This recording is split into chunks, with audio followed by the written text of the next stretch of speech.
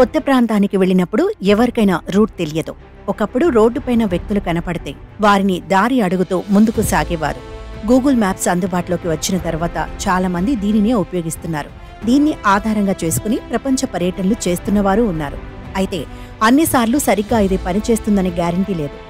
కొన్నిసార్లు గూగుల్ మ్యాప్స్ను నమ్ముకుని ప్రయాణం చేస్తే చిక్కుల్లో పడినట్లే.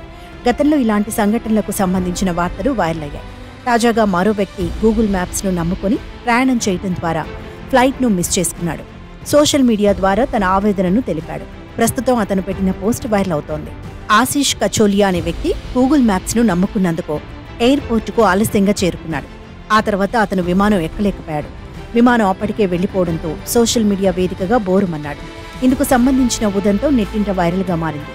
ఆశీష్ తానున్న ప్రదేశం నుంచి కెంపేగౌడ ఎయిర్పోర్టుకు వెళ్లేందుకు 1:45 నిమిషాలు పడుతుందన్న గూగుల్ మ్యాప్స్ అంచనాను నమ్మి ఒక్కబోర్ల పడ్డట్టు చెప్పుకొచ్చాడు.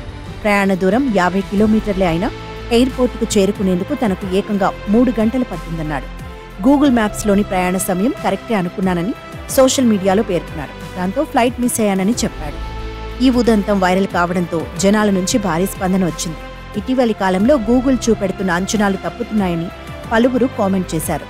ఇందుకు బదులు స్థానికులను అడిగి కావలసిన వివరాలు తెలుసుకోవడమే బెటర్ అని అన్నారు.